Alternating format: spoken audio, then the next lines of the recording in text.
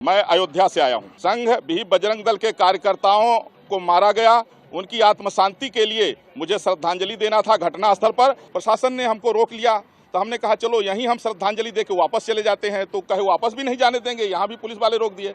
तो मैं आमरण अनशन पर बैठ गया हूँ। ये पूरा जो है प्रकरण इस तरह से दिखाया गया कि इसमें भाजपा और आरएसएस तो वो तो और मोदी जो है वो तो खींचे ही जाएंगे कि किस तरह से मुसलमानों को पीड़ित बनाया जाता है और कैसे वो जो है एक भयावह स्थिति में है, उसके पास तो अब रहने योग्य जगह बची नहीं। कि सिख के जेनोसाइड की बात मोदी के ऊपर डाली जा रही। G20 समिट से पहले दिल्ली के 7-8 मेट्रो स्टेशंस के दीवारों को वो स्टॉप सिख जेनोसाइड और इस तरह से खालिस्तान बनेगा दिल्ली, ये सब करके डाला गया।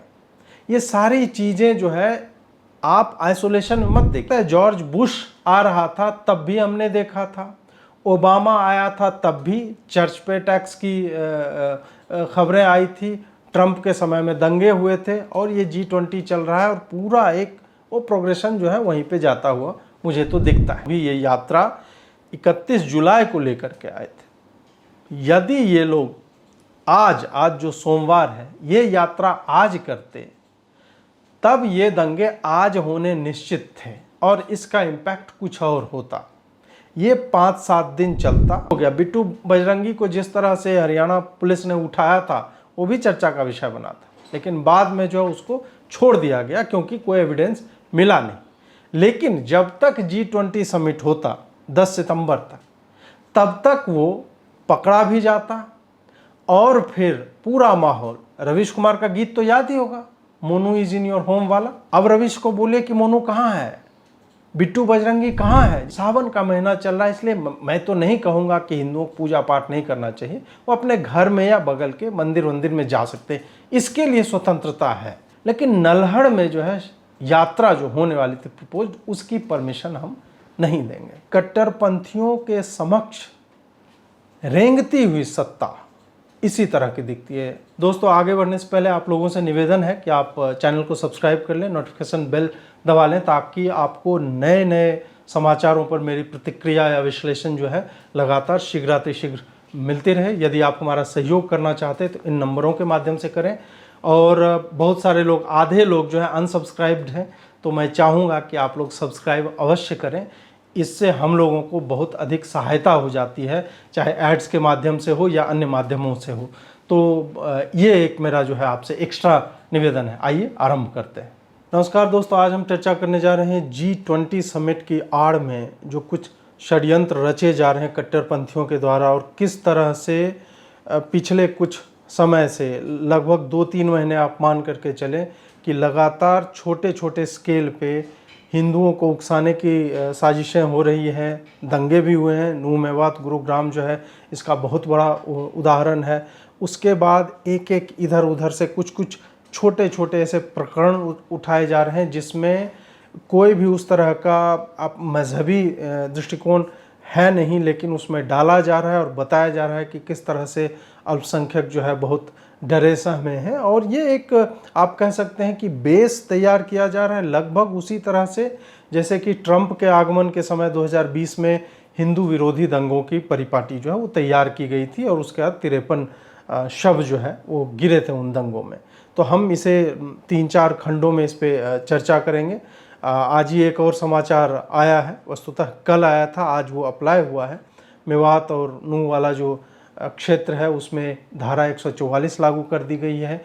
हिंदू अपने घर में रह के या बगल के मंदिर में जाके तो पूजा कर सकते हैं, लेकिन नल्हड़ का जो शिव मंदिर है जहाँ पे 3 तरफ से गोलियाँ चलाई गई थी और सैकड़ों गाड़ियाँ जो है फूंक दी गई थी, वहाँ पे हिंदू जो है नहीं जा सकता है जलाभिषेक करने के लिए। आज अंतिम सोमवार है सावन का और ऐसे में खट्टर सरकार ने ऐसा क्यों किया है यह मेरी समझ से तो परे ही है। तो आइए चलते हैं। सबसे पहला है कि माहौल कैसे तैयार किया जा रहा है इसका। कुछ इंसिडेंट्स जो छोटी घटनाएं हैं जिनको एक वृहद रूप दिया जा रहा है, जिसमें आपको रिलीजन या मज़हब कहीं से भी नहीं है, उसको पुश किया जा रहा है। मुजफ्फरनगर की घटना याद कीजिए, कुछ ही दिनों पहले हुई थी।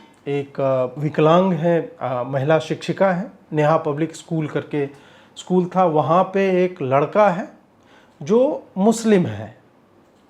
ये मैं इसलिए एम्फेसाइज कर रहा हूँ क्योंकि बाद में उसको इस तरह से दिखाया गया कि उसके मुस्लिम होने के कारण उस शिक्षिका ने उसकी जो है पिटाई करवाई। वीडियो आप सबने देखा होगा, काफ़ी बहुचर्चित यह विषय रहा है। उसमें उसका संबंधी भी जो वीडियो स्वयं बना रहा है वो शिक्षिका को बोल रहा है कि ये जो है पढ़ता लिखता नहीं है, इसको तो पिटाई लगनी चाहिए और इसको जो है आप सीधा कीजिए, ये होमवर्क बनाए। उस शिक्षिका के बारे में बाकी भी, क्योंकि वो लंबे समय से कार्यरत हैं वहाँ पे और वो स्कूल चला रही हैं, कई मुसलमान छात्रों ने भी, उनके पूर्व छात्र जो है वो आगे आगे बताते हैं कि नहीं, ये इस तरह का वो नहीं है कि वो मजहबी घृणा के एंगल से ये सब काम करती हैं, और ये जो पिटाई हुई है वो अनुशासित करने के लिए होती है। और देखिए, आज हम ऐसे समय में रह रहे हैं जहाँ पे पिटाई या ज़ोर से डांट देना या इस तरह से करना एक मतलब अपराध जैसा देखा जाता है। लेकिन हम लोगों का बचपन या आपका भी बचपन, यदि आप बिहार, उत्तर प्रदेश ऐसे जगहों से पढ़ कर के आए हैं तो आपको पता होगा कि जिस स्कूल में ज़्यादा पिटाई लगती थी हमारे माँ बाप वहाँ भेजते थे। उन्हें लगता था कि हम उदंड हैं और पिटाई से हम सीधे हो जाएंगे। और कई विषयों में हमने यह देखा भी है कि हमें यदि उस तरह की पिटाई नहीं पड़ती या हमें लार दुलार जो है इतना अधिक किया जाता तो मुझे नहीं लगता कि हम उस स्थिति में होते जहाँ पे आज हैं। तो अनुशासित करने के लिए एक सीमा तक मुझे लगता है कि बच्चों की पिटाई, चाहे डस्टर से कोई पीटता था, कोई स्केल से पीटते थे, कोई उंगली में पेंसिल फंसा दिया करती थी, इस तरह की या मुर्गा बना देना, एक सीमा तक वो मुझे उचित लगता है। और यहाँ पे भी मुझे लगता है कि वही है। अब वही है कि वीडियो बन गया और उसके बाद फिर इस तरह से उसका विस्फोट होता है।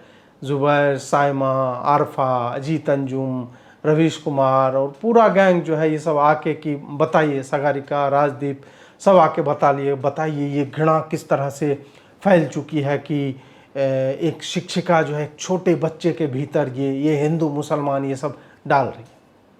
ये जब खूब फैला, पुलिस का आ गया बयान, तुरंत ही थोड़े ही देर में आ गया, इसमें ऐसा कोई एंगल नहीं। आमतौर पे जैसे कर्नाटक में कोई घटना होती है तो उसमें जुबैर जो है तुरंत पुलिस का बयान मानने के लिए तैयार हो जाएगा। तमिलनाडु में कुछ होगा तो पुलिस का बयान जो है मानने के लिए तैयार हो जाएगा। यहाँ पे नहीं, यहाँ पे उसने पुलिस का बयान नहीं डाला।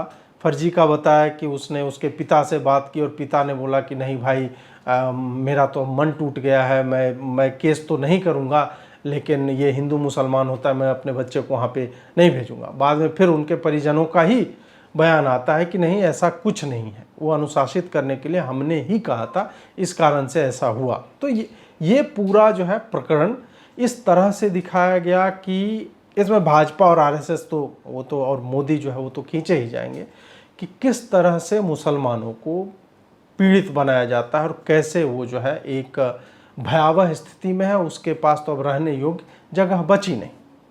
अब क्या होता है कि इसके अगले ही दिन जम्मू कश्मीर के कठुआ में, कठुआ याद होगा, जहां एक बहुत ही बहुचर्चित रेप केस हुआ था, तो उसी जगह पे वहां पे एक मुसलमान शिक्षक ने एक हिंदू बालक की बोर्ड पर जय श्री राम लिखने के कारण उसे इतना पीटा कि वो मरणासन्न हो गया, ऑलमोस्ट डेड।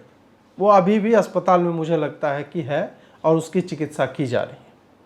यहाँ पे बिल्कुल केवल और केवल मजहबी घृणा का ही एंगल है और कुछ नहीं है। लेकिन इस पे किसी ने कुछ नहीं बोला भी तो उधर 4 ट्वीट की थी, इधर 1 ट्वीट, और इसमें ये नहीं बता रहा है कि उस शिक्षक के मन में ये घृणा कहाँ से आई। वो तबलीगी जमात के कारण आई, या वो जिस मस्जिद में जाता है वहाँ का मौलवी उसको उकसाता है, या फिर यहाँ ओवैसी के बयान से, या जाकिर नायक के बयान से, या इन पत्रकारों के जो है ये जो एक लगातार चला हुआ विक्टिमहुड का नैरेटिव है, उसके कारण ये सब हो रहा है। कुछ नहीं, कोई एंगल नहीं। वो खाली बोल रहे नहीं, ये भी जघन्य है, इस पर भी सजा मिलनी चाहिए, ये भी जघन्य है। आप देखिए, दोनों में अंतर यह है कि पहले में कोई धार्मिक या मजहबी दृष्टिकोण नहीं था कि उसने मजहबी घृणा से प्रेरित होकर उस बच्चे को कहा कि इसको मार। वो शिक्षिका अगर हिंदू बच्चा भी अगर नहीं पढ़ रहा होता तो उसको भी संभवतः उसी तरह से वो टैकल करती जैसे उन्होंने किया।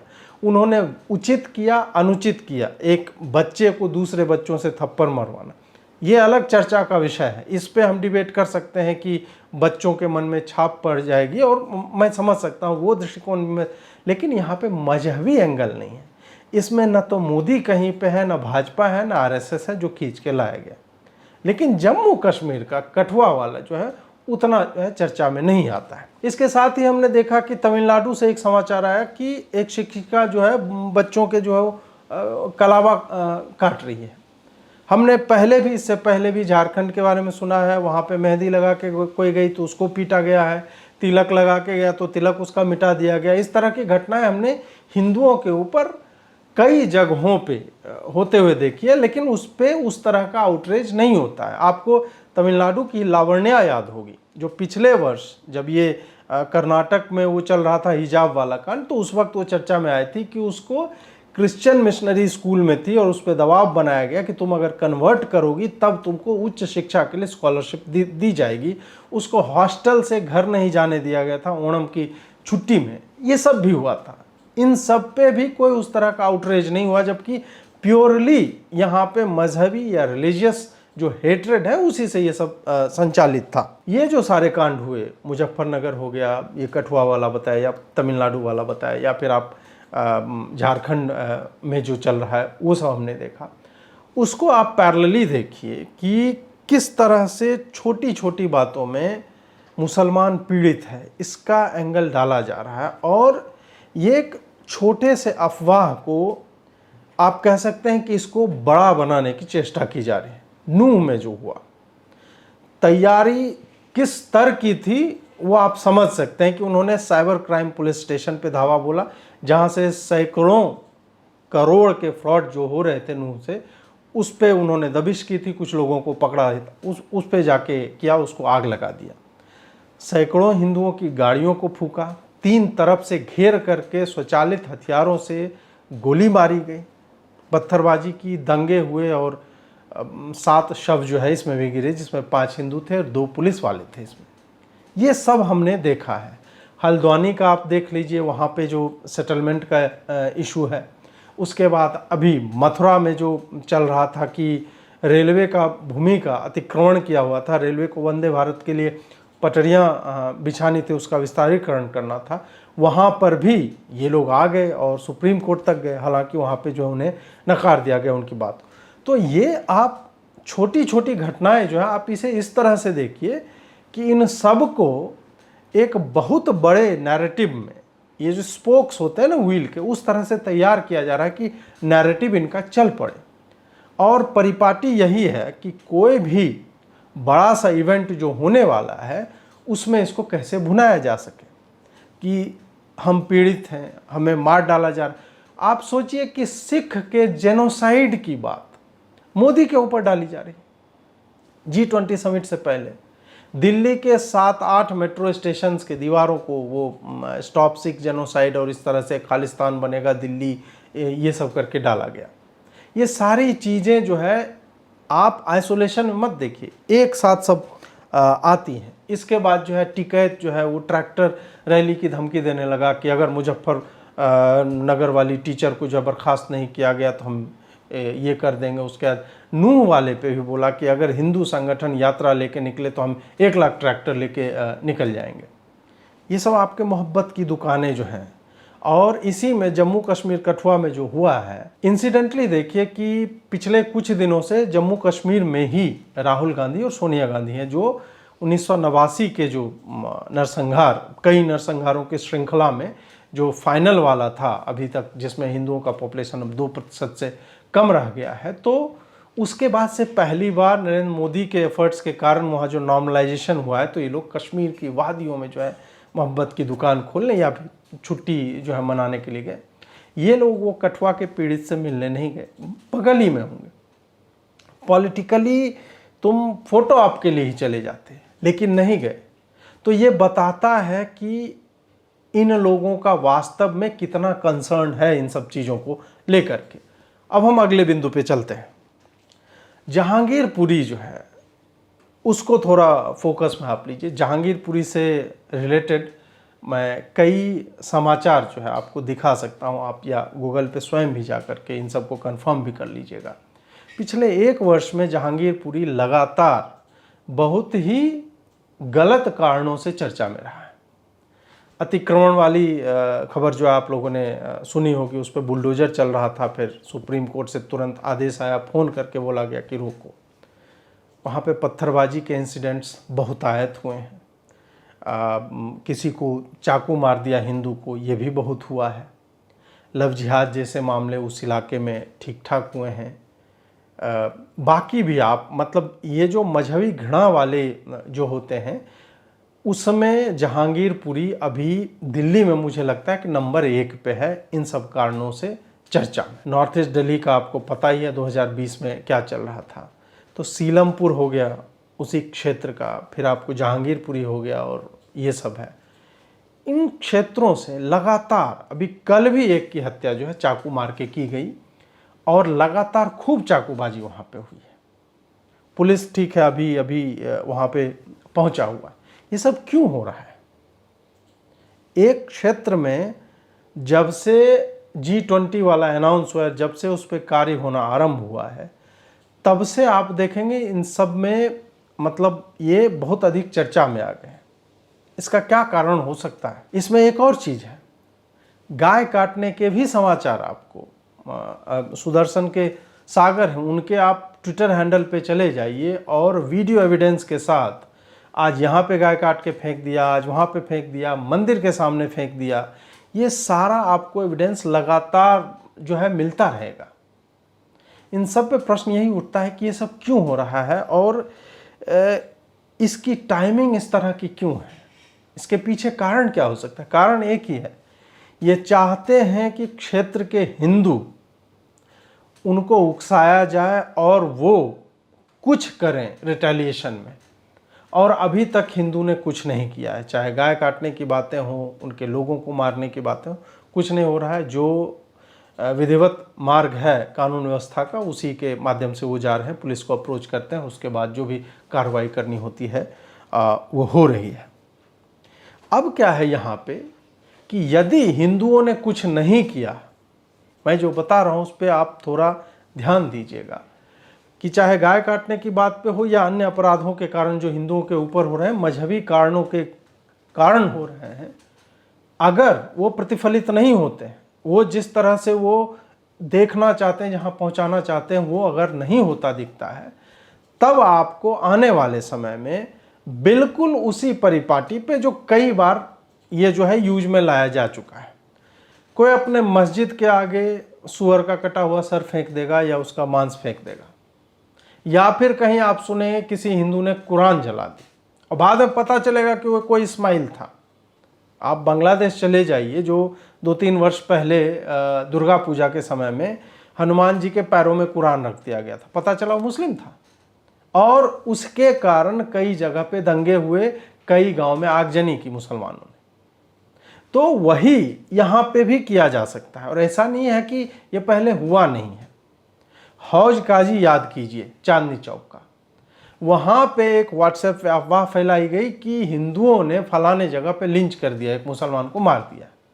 कोई नहीं मरा था, व्हाट्सएप पे एक समाचार फैला दिया गया। ये होते ही मात्र 16-18 घर हैं उस गली में हिंदुओं के, चारों तरफ से घेर के भयावह दंगों की स्थिति हो गई वहाँ पे। और फिर वो पूरा क्षेत्र जो है वही है कि एक बार आप ऐसा करते हैं, उसके बाद हिंदू अपने घर से निकलने से भी डरता है।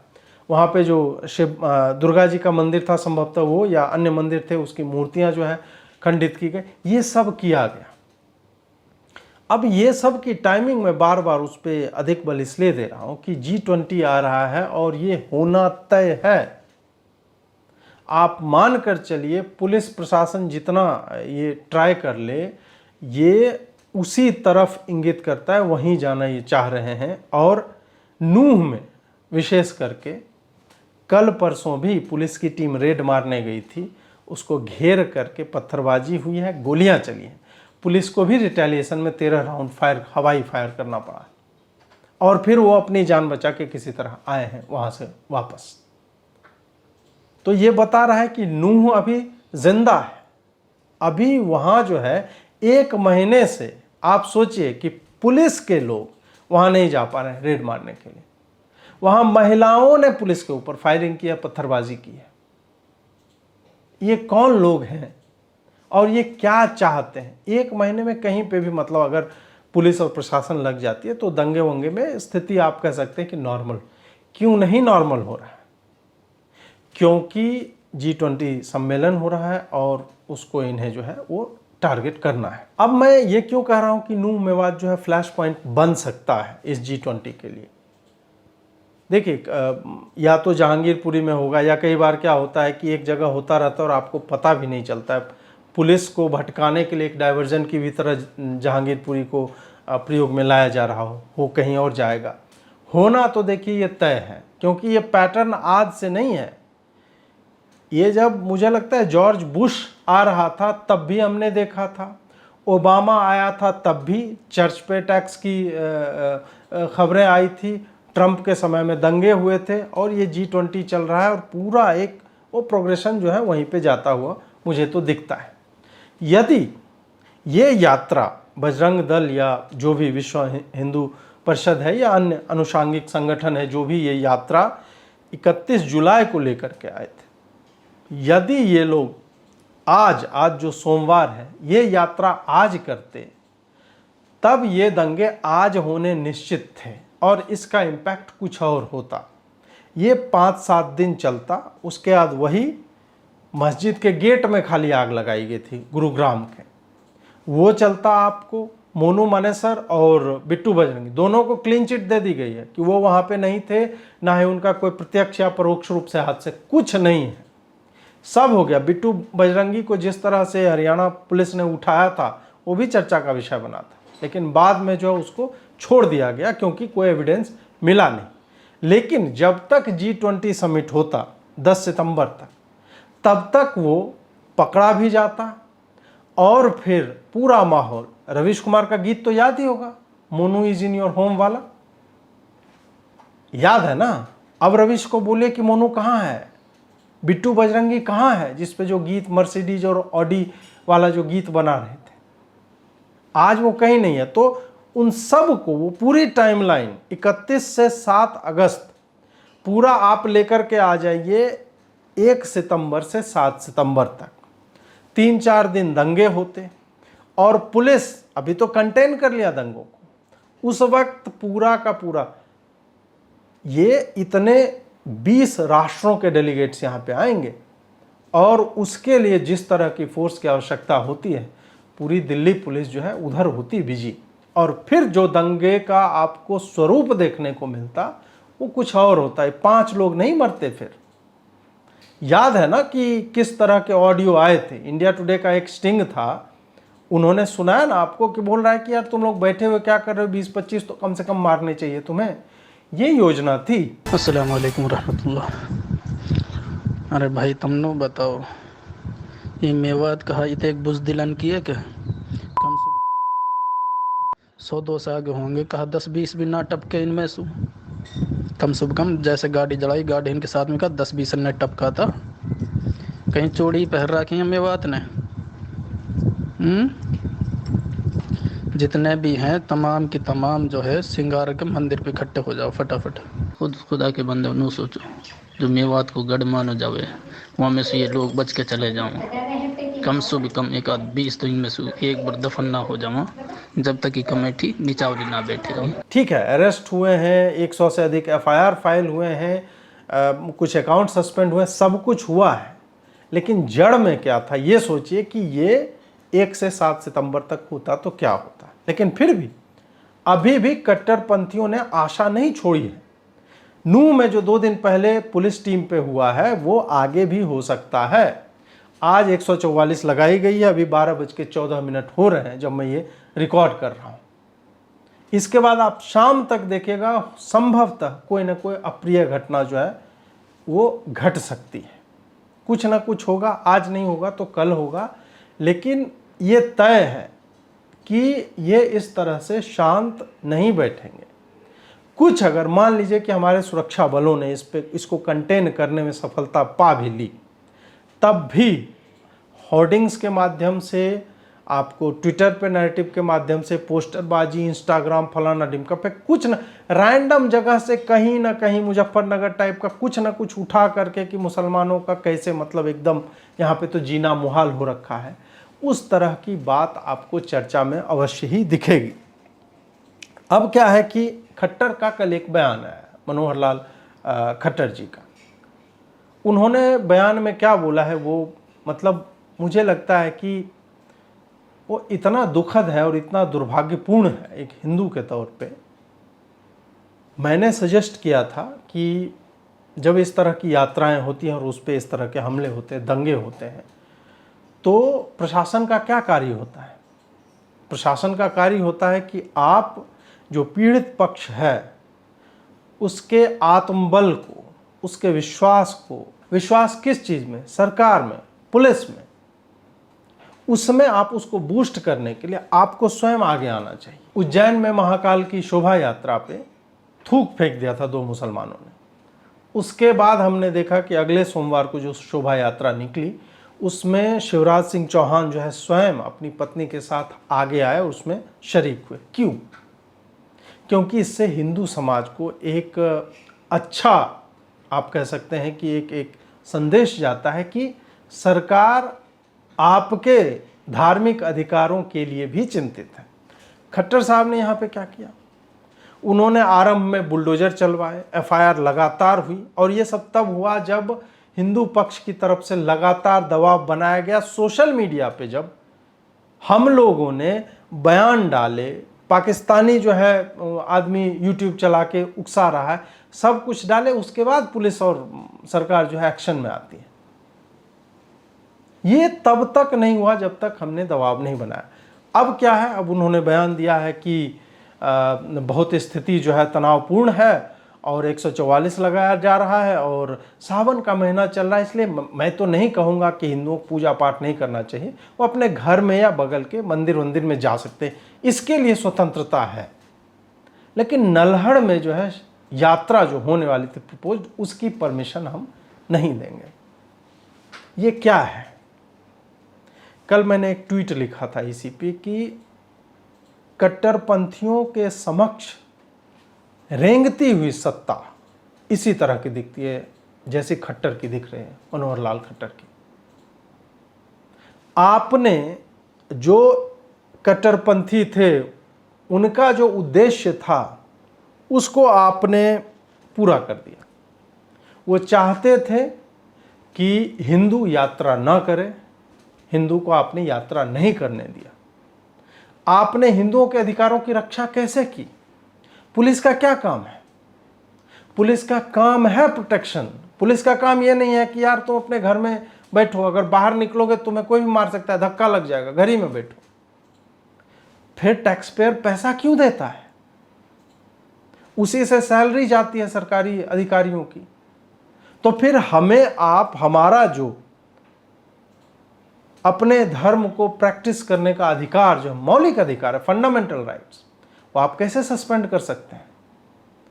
आपने सस्पेंड इसलिए किया, या तो जो तुष्टीकरण से तृप्तिकरण आया, उसके बाद आपको स्नेह यात्रा आप लोग निकाल रहे थे, मैं भाजपा के बारे में बोल रहा हूँ, उसके बाद पसमानदा का तृप्तिकरण आया, उसके बाद संतुष्टिकरण आजकल चल रहा है, नया टर्म जो है, तो उसको लेकर के आप लोग जो है, मुझे लगता है कि उसको लेकर के बढ़ रहे हैं। और जो आप में उबाल जो दिखा था कुछ दिन के लिए, वो उबाल अब शांत हो चुका है, क्योंकि आपको लगता है कि हिंदू ही तो है, भूल जाएगा। हिंदू भूल गया है। तो खट्टर साहब ने ये बड़ी दया से और मुझे लगता है कि करुणा भाव से यह हिंदुओं को बताया है परोक्ष रूप से कि अब वो नो गो जोन बन चुका है तुम्हारा नल्हड़ का शिव मंदिर, वहाँ पे यात्रा नहीं निकाल सकते तुम। क्यों? क्योंकि वो तनावग्रस्त इलाका है। उस क्षेत्र में जाओगे तो यार कुछ भी हो सकता है और पुलिस तुम्हें मना कर रही है, वहाँ नहीं जाना चाहिए। हरियाणा के जो हिंदू समाज हैं और युवा वर्ग के लोग हैं और जो लिखते हैं, बोलते हैं, पत्रकार हैं, उनसे मेरा आग्रह है कि आप लोग वीडियो बनाइए और उसमें मनोहर लाल खट्टर जी जो है आपके मुख्यमंत्री हैं, उनको आभार प्रकट कीजिए कि एक हिंदू होने के नाते जो काफिर होता है उसको आपकी सरकार में सांस लेने की अनुमति तो है, और इसके लिए भाजपा को और खट्टर सरकार को जो है हम आभार प्रकट करते हैं कि उन्होंने ऐसी विकट परिस्थिति में भी हमें सांस लेने का अधिकार दे दिया गया, जबकि वही सांसें जो है हम अल्पसंख्यकों के लिए छोड़ सकते थे कि वो लोग ज़्यादा लें, लेकिन नहीं, उन्होंने कहा कि नहीं नहीं, हिंदू भी सांस ले सकता है। तो उसके लिए आभारी हैं। दूसरा एक आग्रह यह भी है कि उनसे कहा जाए कि नल्हड़ शिव मंदिर जो उसको जड़ समेत उखाड़ लिया जाए वहाँ से, और किसी ऐसे जगह पे ले जाके स्थापित कर दीजिए जहाँ जो अल्पसंख्यक समुदाय है वो ना रहता हो, और रास्ते में भी अल्पसंख्यक समुदाय ना रहता हो, ताकि यात्रा जो है हिंदू कर सके। क्योंकि कहीं पे अल्पसंख्यक समुदाय होगा, अब उनका मन कर जाएगा, वो रैंडम वीडियो कहीं से देख लेंगे, जय श्री राम का नारा सुन के भी, वो तो आतंकियों का नारा है, हर हर महादेव, और यात्रा आप कैसे निकाल सकते हैं, जबकि आपको अल्पसंख्यकों ने कई बार संदेश दिया है कि आप शिवरात्रि पे यात्रा नहीं निकाल सकते हैं, बारात नहीं ले जा सकते हैं शिव जी की, आप जो है होली पे बाहर नहीं निकल सकते हैं, आप कांवड़ यात्रा नहीं निकाल सकते हैं, दुर्गा पूजा के पंडाल या विसर्जन नहीं कर सकते हैं, सरस्वती पूजा का विसर्जन नहीं कर सकते हैं, रामनवमी के जुलूस यात्रा नहीं निकाल सकते हैं, हनुमान जयंती का नहीं निकाल सकते हैं, नाग पंचमी की यात्रा तक पे। तो इन सब से हिंदुओं का संदेश नहीं मिल रहा है कि आपकी स्थिति क्या है।